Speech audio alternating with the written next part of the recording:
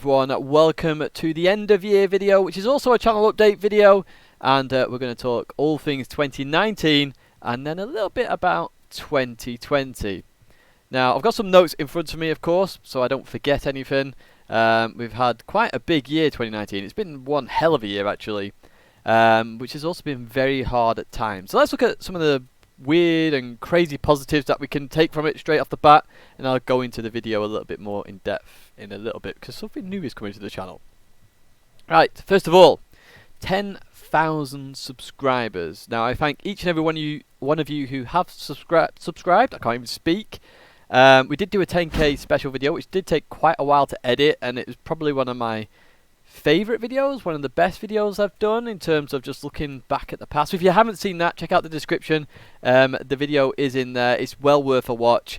It also explains a few things about what's happened with the channel more recently. I know there's been a few comments about that, but yeah, that 10k video well worth a watch. But thank you for subscribing. it's a bit mind-blowing to me that well, it's now 11,400, but you know, 10,000 of you had subscribed at the time. It just seems mind-blowing because, as you guys know, I don't chase views. I just do the driving school because it helps people. The races are fun to edit, and it's nice to show off a good race battle. And then I show you around the world for the World Tour events because while a select few get to go to these events, and I've been lucky enough to go to the majority of them, I've only missed one in the entire 2 years of this happening. You know, it's nice to show you the experience. Where are we staying? What do we do? And, you know, just the side part of it. And then also my opinions on certain things. Because then at least you get an idea of what's going on. And it might actually push 1, 2, 10, 20, 100 of you, however many watch it, to try and really push to get into one of these World Tour events or a World Final event at some point in the future. So, yes, thank you to those. Well, it's 11,400 now. Thank you to anyone who has subscribed. But additionally to that, we had channel memberships all throughout the year, and the channel, like, this is where people would actively donate £5 a month, so like a Netflix subscription, to help the channel. Now, I've always said if the channel makes a profit, I will instantly let you know. Obviously, I know at the end of each financial year, which is, well, it's a bit before that actually, because you've got to work it all out and stuff, but basically, I will tell you if it makes a profit. But I take any money that is put into this channel, so channel memberships, where you guys support it even more. You know, we had the membership roll, which was happening in live streams. We're going to have more to do with that as well, but I'll talk to you that a little bit later on in this video. Just thank you for that. I mean, as I say, I invest it, so literally, this camera that I'm looking at right now, that has come because of you guys. The video editing software that's been upgraded because of you guys. We've continually pushed the channel to go further and further and further. The editing, I like to hope, has got better. Personally, I think it has got better. I'm not sure how this video is going to turn out, so who knows. But generally speaking, the race edits and stuff like that, they're better. So yes, that's all thanks to you guys. And the same with donations as well. So many people have donated throughout the year. It does boggle the mind. And as I say, I don't do it for money, I don't do it for views, I don't do it for subscribers. The channel's here to help people. So the fact that people want to support the channel, support the community in general, is amazing. Absolutely amazing. So there is lots to talk about this year, but I want to start something new in 2020, and we're going to start it actually now in this video. And we're going to call it like a top 5 things, basically. And I know loads of channels do this kind of stuff, but I want to edit my own version of this, and it's just a little fun video that we can do, and it can be on any subject. Now this is of course on 2019, so it's top 5 things of 2019 for the Tidgney community, and I don't mean Tidgney is just me, I mean you guys as well. What are the 5 biggest things to hit this channel this year? So I guess without further ado, let's start off with number 5.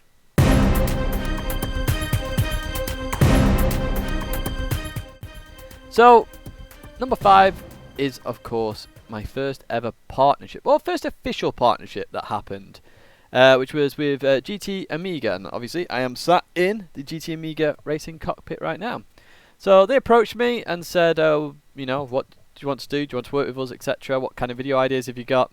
So I said, I'll do this. I'll do an honest review. I always do, like any partnership whatsoever. If they approach me and say, oh, I want you to review this product, and if they said it has to be a good review, I'd be like, no, sorry. I said I don't do reviews, subscribers or whatever. I could quit tomorrow and be quite happy.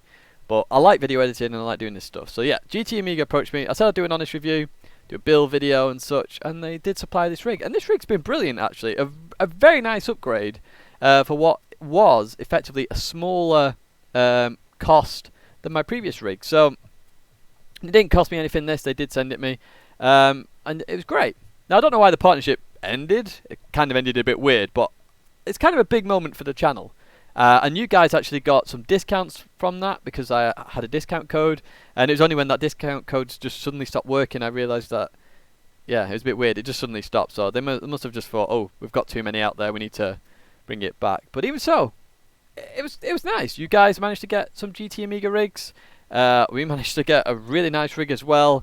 Yeah, so thank you to GT Amiga as well. It was awesome. So who knows what partnerships we'll have in the future, but it was amazing. Our first ever partnership. Number 4. Now this is kind of a big one personally, and it's more towards me, but hopefully you guys may be able to get something from this in the future as well.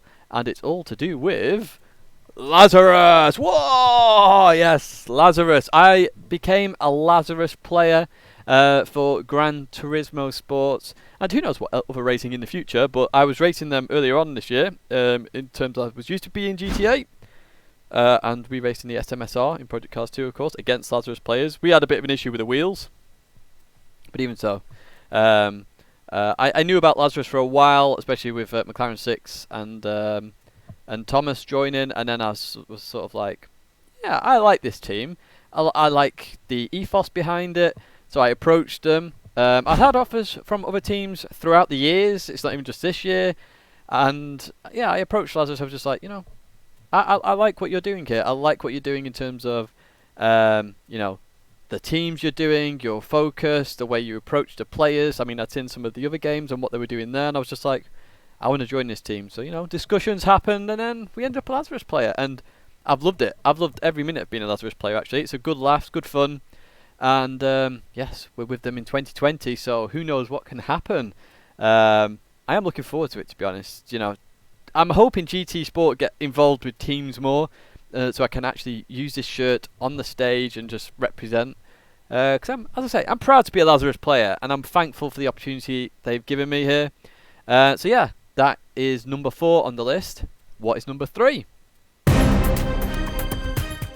Number 3 is quite a controversial one. So obviously we started streaming a couple of years ago now on YouTube, and we have now moved to Twitch. And I discussed this in the 10K video, and I'll touch on it briefly in this one a little bit later on. But we obviously moved to Twitch for streaming and the video content for YouTube.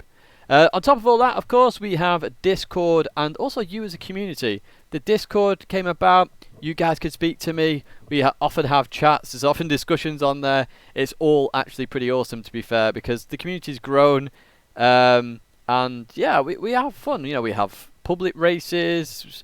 We have something else, which I'll get onto in a second.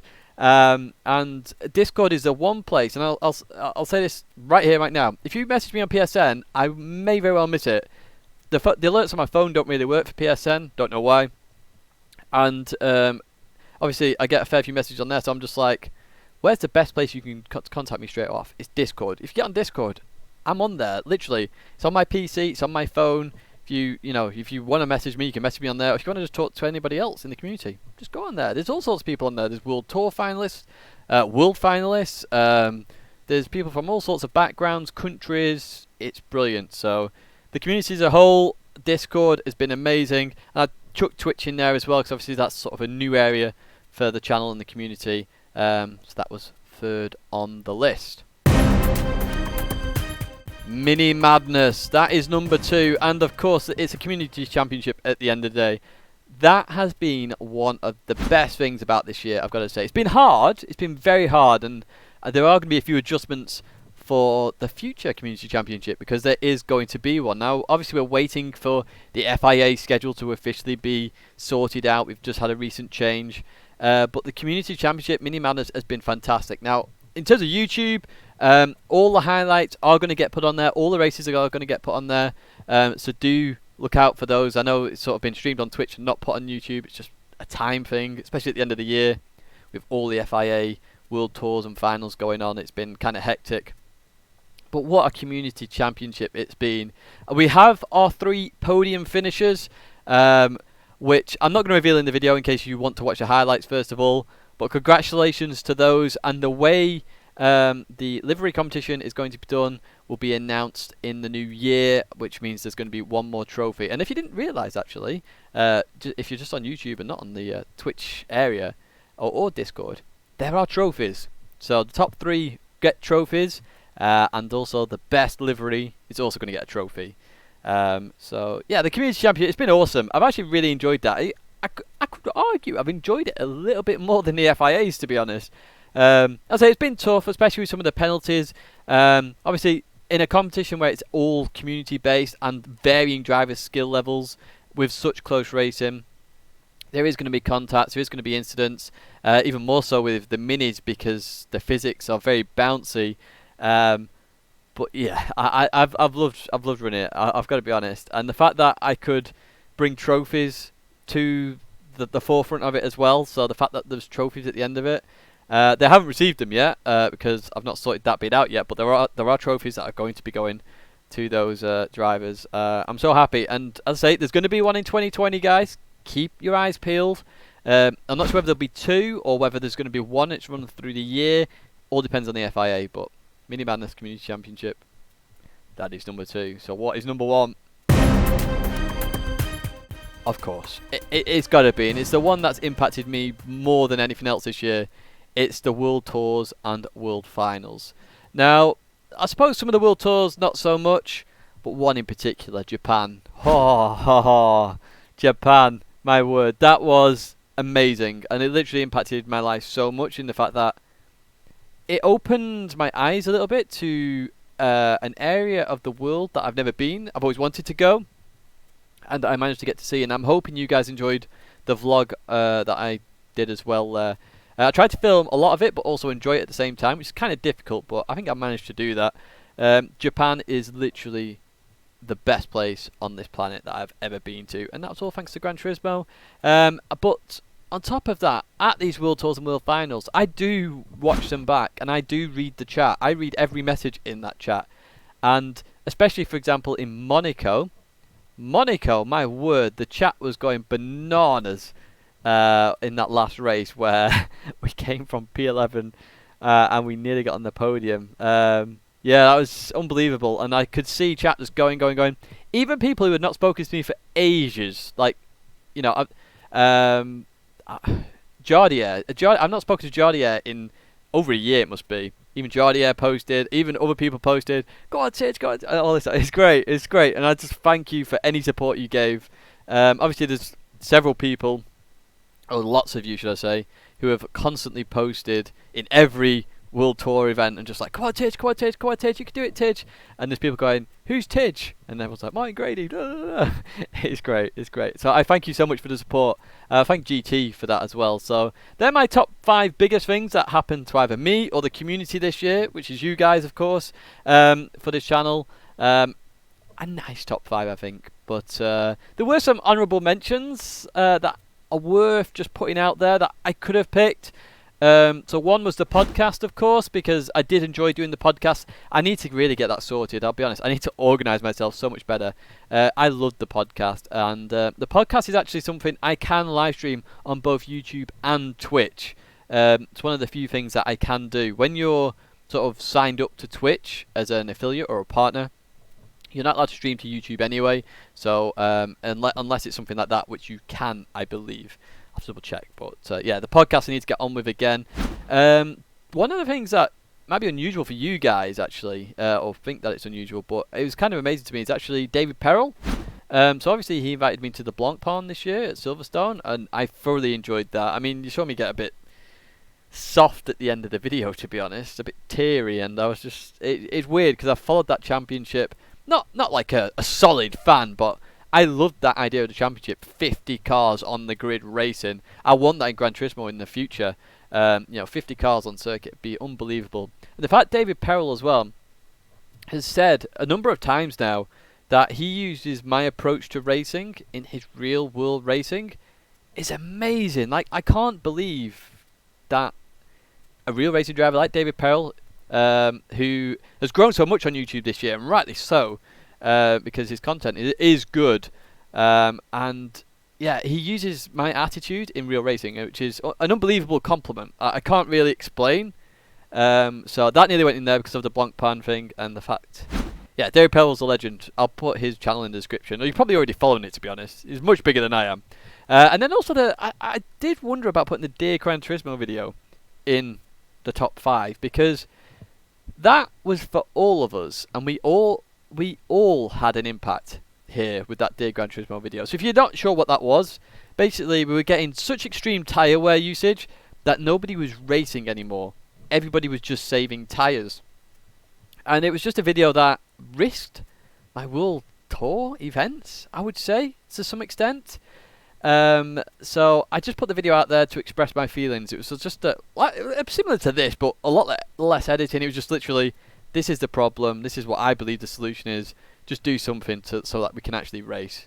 And it actually became really positive because you guys absolutely hammered the likes on that video, hammered the comments on that video. I went through all the comments, and it did get to PD. It got sent by a number of people who had direct contacts to PD as well. I obviously sent it to PD myself, and it did have an impact. And they actually spoke to me about it at the Nürburgring World Tour event, and they did change the formats. Now tyre wear is creeping up again, which has me slightly worried, so I'm hoping it doesn't go up any further than it already is.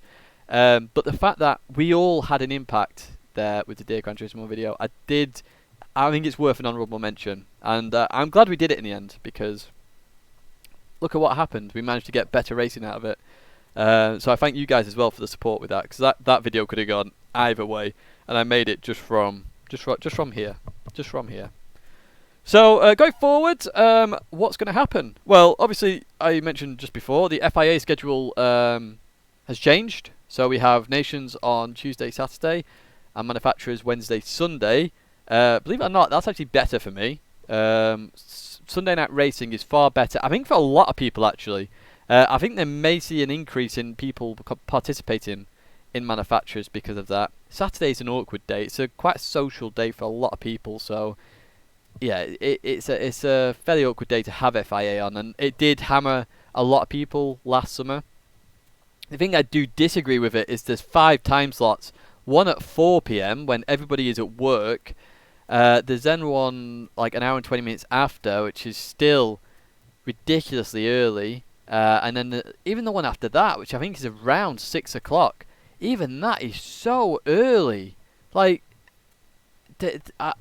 I know this country's an hour ahead of us, but British competitors are going to struggle this year to participate properly, unless you are not even students would struggle with the time slots. I'm very confused by them. The only good solution to that would be one shot, and they're not one shot at the moment. So I can actually see a lot of people quitting trying to compete for these events, because I think it's going to get way too extreme. But we'll see what happens. It's exhibition season. It's a test. We'll see. But in terms of the video content, because I know you guys are probably wondering where the hell have I been. I've been a bit off schedule lately. As I say, I don't go towards that algorithm that YouTube do. So please, if you're expecting videos daily, ain't gonna happen. But in terms of videos to coincide with this FIA schedule, Mondays are now going to be where the feature videos happen. It used to be Sundays. So Mondays are where it's going to happen. So whether it be a vlog of a World Tour event, or one of these top 5 videos, or a detailed guide of some kind, they're going to be on Mondays. Thursdays are going to be a bit more random videos. So for those that don't know, I streamed some classic Gran Turismo about a month ago. We're going to jump back to that. So those VODs are going to end up on YouTube, hopefully, as long as they've not got copyrighted music in, but I should be able to edit that out. But even other games will potentially appear on that Thursday. And then Friday is just going to be like a racing video. So have we had a good race that week or a previous week? Are we behind on races? We'll upload a racing video. So Monday, Thursday, Friday, if I miss a day, I miss a day. It's not then going to appear that day. It'll be the week after. So, it's not my job at the end of the day, YouTube. I'll say I don't do it for views. I don't do it for subscribers. I just do it if you want to enjoy a bit of content, slightly different content, or, someone who's not clickbaiting or whatever it might be. I know clickbait's a part of YouTube in general, so I'm not like having to go at anyone, but it is what it is in terms of a video. This is it. You can enjoy it if you want to enjoy it. Don't have to enjoy it. Then it's there. And if you're wondering what time, it'll normally be around 8 p.m. So just think 8 p.m. GMT or British summertime. Remember in the summer, just go, yeah, Tidge will be doing something. So you can check out YouTube on Monday, Thursday, Friday, or Twitch on the other days, and I should be there. And I might even be on Twitch on those days, just playing a random game, because that's what I started doing. But that's going to be it for me, guys. That has been 2019 in a nutshell. Again, I can only thank you for your support. As always, it's been brilliant this year. We'll see what happens in 2020, of course. I mean, as you've heard from this video, lots can happen in 1 year. Who knows what happens in 2020? Hopefully we can get a podium. That is one of my goals again. Get on the podium. We were so close in Monaco. But as I say, that's going to be it for me now, guys. I hope you've had a good year in 2019 and all the best for 2020. And I'll see you there very soon. Bye.